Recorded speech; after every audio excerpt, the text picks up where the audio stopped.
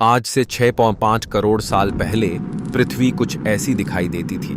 जहां आप बैठे हैं वहां डायनासोर घूमा करते थे। समुद्र की गहराई से लेकर आसमान की चोटी तक 1 लाख किलो वजनीय जीव से लेकर 4 हाथियों से भी बड़े पक्षी तक हर कोने में बस इनका ही राज था। लेकिन ऐसा क्या हुआ कि सिर्फ चंद घंटों में इनका विनाश हो गया? हमारे पूर्वज ही जिंदा क्यों बचे और इंसान पृथ्वी पर कैसे आए, जानते हैं इस वीडियो में। समय में थोड़ा पीछे चलते हैं। यह है हमारी पृथ्वी। उस वक्त ऑक्सीजन ज्यादा होने की वजह से 30-35 महल्ले की बिल्डिंग जितने ऊंचे पेड़ हर जगह दिखाई देते थे और इनमें रहते थे डायनासोर। यह है 8 मंजिला ऊंचा अर्जेंटासोरस। एक दिन में यह कई जंगल चर जाते थे। उस वक्त पृथ्वी कुछ ऐसी दिखाई देती थी। यह है चूने के रेगिस्तान, जहां लाखों सालों से बरसात नहीं हुई। यहां भी इनका बोलबाला है। यह है हमारा भारत, जो एशिया पड़ रहा था।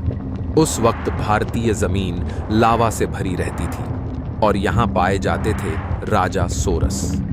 यहां का कुछ अलग ही मंजर है। 7 बस जितने लंबे जीव से लेकर इंसान जितने बड़े केकड़े तक। बाहर आकर देखो तो कई किलोमीटर लंबे अमेरिकी रेगिस्तान में पाए जाते थे टाइटेनोसोरस। 20 हाथियों जितना वजनीय 8 मोहल्ले की बिल्डिंग से भी ऊंचे यह जीव आज यहाँ बच्चे पैदा करने इकट्ठा हुए हैं। दुनिया के हर कोने में डायनासोर्स की आवाजें गूंज रही थी, लेकिन इन्हें क्या पता था कि आज इनका अंत होने वाला है। दरअसल हमारे सौर मंडल में जुपिटर और मंगल ग्रह के बीच बहुत से उल्कापिंड हैं जो सूरज का चक्कर लगा रहे हैं। अंत के 10 करोड़ साल पहले इनमें से ही 2 उल्कापिंडों के बीच टकराव हुआ और उसका एक टुकड़ा तेज गति से पृथ्वी की तरफ बढ़ने लगा।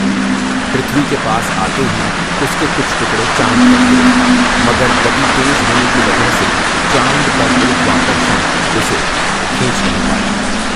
पृथ्वी के करीब आते ही उसकी गति बढ़ने लगी। वातावरण के घिसाव ने उसे जलाना शुरू कर दिया और वह 8000 किमी पाव घंटे की रफ्तार से इस पृथ्वी से टकराया।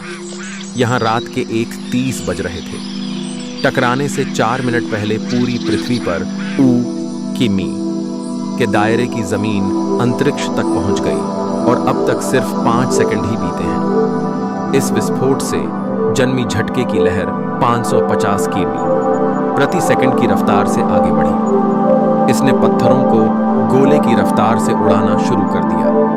आसपास की नदियां उल्टी बहने लगी, जंगल के पेड़ नीचे गिरने लगे, पहाड़ों ने दम तोड़ना शुरू कर दिया।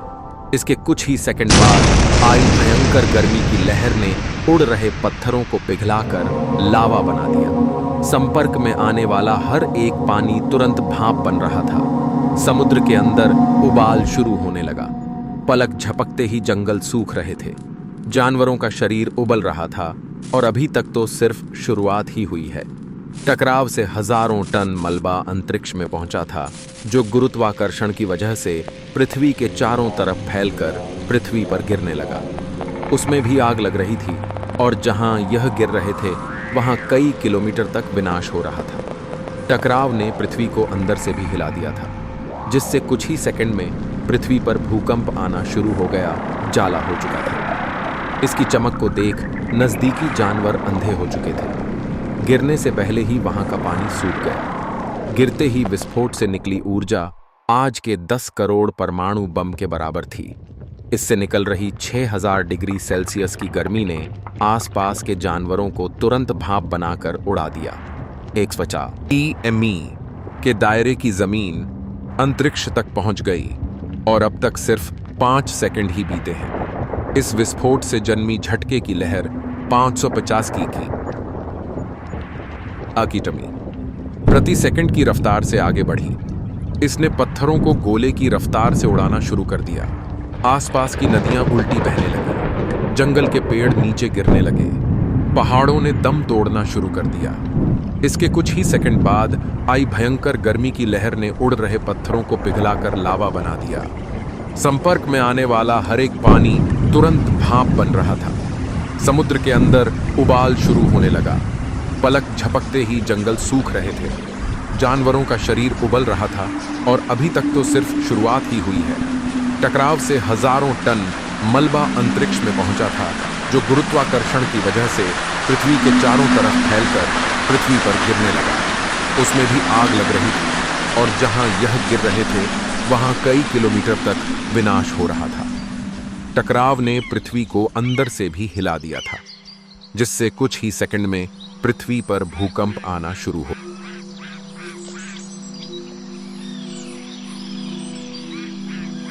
गया थी। भूकंप की तीव्रता ज्यादा थी, इसलिए समुद्र का पानी जमीन में बैठे रेत से मिलने लगा, जिससे जीवों को घुटन होने लगी और वहां भी बदन शुरू हो गया। अभी सिर्फ 5 मिनट ही बीते हैं और बाहर जानवरों में भगदड़ मच चुकी है।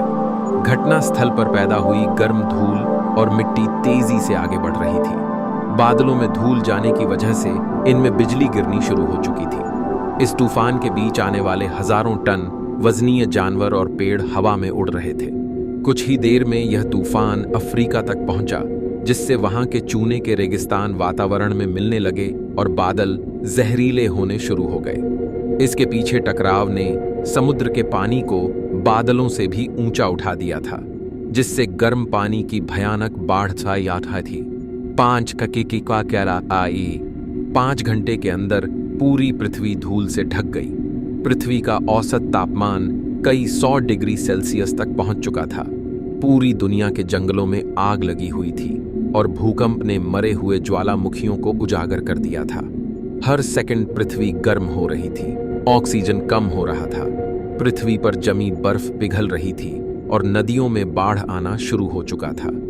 इस महाविनाश के बाद ज्यादातर जमीन में रहने वाले कीड़े, मकोड़े और स्तनधारी जीव ही जिंदा बचे थे।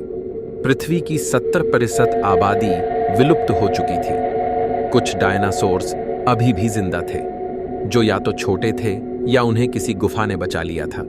समुद्र की गहराई में रहने वाले जीव भी सलामत बचे थे, लेकिन अब उनका भी समय खराब होने वाला था। कुछ ही दिनों बाद जहरीले बादल पूरी दुनिया में बरसना शुरू हो गए। दिन ब दिन समुद्र जहरीला होने लगा, जिससे समुद्री जंगल भी मरना शुरू हो गए।